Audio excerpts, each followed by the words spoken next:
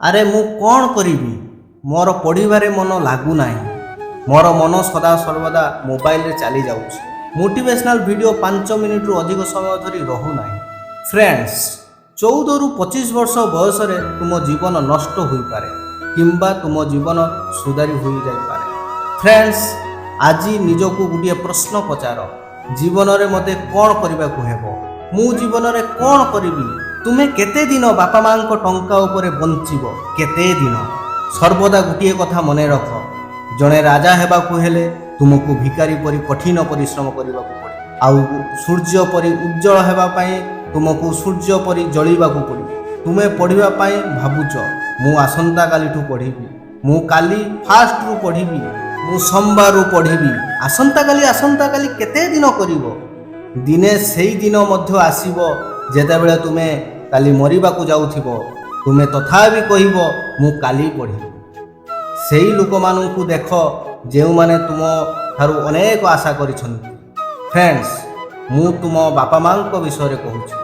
ତୁମଠାରୁ ବହୁତ ଅନେକ ଆଶା କରିଛନ୍ତି, ଯିଏ ତୁମ ପାଇଁ ମରିବାକୁ ବି ପ୍ରସ୍ତୁତ ଅଛନ୍ତି, କିନ୍ତୁ ତୁମେ 5 ମିନିଟ୍ ପାଇଁ ପଢ଼ିବାକୁ ମଧ୍ୟ ପ୍ରସ୍ତୁତ ନାହିଁ।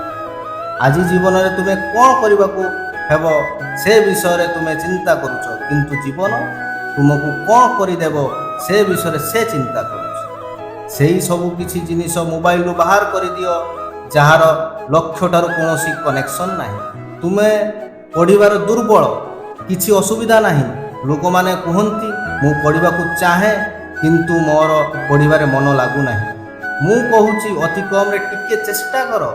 ଯଦି ତୁମେ 2 ମିନିଟ୍ ପାଇଁ ପଢ଼ିବାକୁ ଚେଷ୍ଟା କରିବ, ତେବେ ତୁମେ ଏପରି ଅନୁଭବ କରିବ ଯାହା ତୁମକୁ ଆଉ 2 ଘଣ୍ଟା ପାଇଁ ପଢ଼ିବାକୁ ବାଧ୍ୟ କରିବ।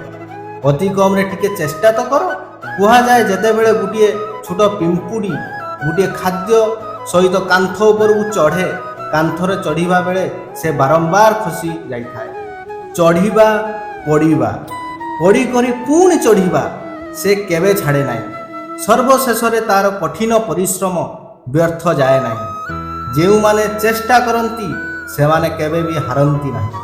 ଏବଂ ସଫଳତାର ଗୋଟିଏ ଆହ୍ୱାନ, ଏହା ତୁମକୁ ଗ୍ରହଣ କରିବାକୁ ହିଁ ପଡ଼ିବ। କ'ଣ ଅଭାବ ଅଛି ଦେଖ ଏବଂ ଉନ୍ନତି କର। ଯେ ପର୍ଯ୍ୟନ୍ତ ତୁମେ ସଫଳତା ପାଇନାହଁ ସେ ପର୍ଯ୍ୟନ୍ତ ଶୋଇବା ବା ବିଶ୍ରାମ କରିବା ଛାଡ଼ିଦିଅ। ସଂଗ୍ରାମର ଯୁଦ୍ଧକ୍ଷେତ୍ର ଛାଡ଼ି ଯାଆନ୍ତୁ ନାହିଁ।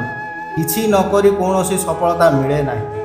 ଯେଉଁମାନେ ଚେଷ୍ଟା କରନ୍ତି ସେମାନେ କେବେ ବି ହାରନ୍ତି ନାହିଁ। ଉତ୍ସାହର କିଛି ଉପାୟ ଖୋଜ, ଯାହାକୁ ଖୋଜ ଯିଏ ତୁମକୁ ପଢ଼ିବାକୁ ବାଧ୍ୟ କରିଦେବ। ତୁମର ପରିସ୍ଥିତି ଆଉ ଅଭାବ ପାଇଁ ପଢ଼। ତୁମର ଶତ୍ରୁମାନଙ୍କ ଠାରୁ ପ୍ରତିଶୋଧ ନେବା ପାଇଁ ପାଠ ପଢ଼। ତୁମ ବାପା ମାଙ୍କ ପାଇଁ ପାଠ ପଢ଼, କାହିଁକିନା ତୁମେ ସେମାନଙ୍କର ଭରସା। ଆମକୁ ଆମ ଜୀବନ ବଞ୍ଚେଇବାକୁ ପଡ଼ିବ, ଏହାକୁ ତ ଆଡ଼େଇ ପାରିବା ନାହିଁ।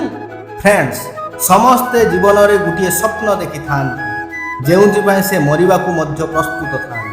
ମୁଁ ଜାଣେ ନାହିଁ ତୁମେ ସ୍ୱପ୍ନ ଦେଖୁଛ କି ନାହିଁ, କିନ୍ତୁ ମୁଁ ଜାଣେ ଯଦି ତୁମେ ମୋର ଭିଡ଼ିଓ ଦେଖୁଛ, ତୁମ ଭିତରେ କିଛି ବିଶେଷ ଆବଶ୍ୟକ ଥିବ। ତୁମ ଭିତରେ ଗୋଟିଏ ଛୋଟ ମଞ୍ଜି ରହିଥିବ ଯାହା ଗୋଟିଏ ଗଛ ହେବାକୁ ଚାହୁଁଛି। ମୋ କଥାକୁ ଭଲ ଭାବରେ ଶୁଣ ଏବଂ ଏହାକୁ ନିଜ ହୃଦୟରେ ରଖ। ଯଦି ତୁମେ ସତ୍ୟକୁ ବିଶ୍ୱାସ କର, ଦିନେ ତୁମେ ଜଣେ ମହାନ ବ୍ୟକ୍ତି ହେବ।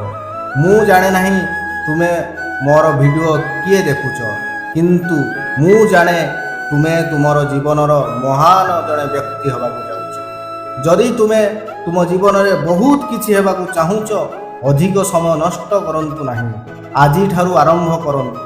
ଟିକେ ବି ହେଉ ପଢ଼ିବା ଆରମ୍ଭ କରନ୍ତୁ। ଯଦି ଭିଡ଼ିଓଟି ଆପଣଙ୍କୁ ଭିତରୁ ହଲଚଲ କରିଥିବ, ତେବେ ଚ୍ୟାନେଲକୁ ସବସ୍କ୍ରାଇବ୍ କରନ୍ତୁ ଏବଂ ଏହି ଭିଡ଼ିଓଟିକୁ ହ୍ୱାଟ୍ସଆପ୍, ଫେସବୁକ୍ରେ ସେୟାର କରନ୍ତୁ। ପରବର୍ତ୍ତୀ ଭିଡ଼ିଓରେ ତୁମ ସହ ଦେଖା ହେବି। Thank you friends. ଜୟ ହିନ୍ଦ, ଜୟ ଭାରତ।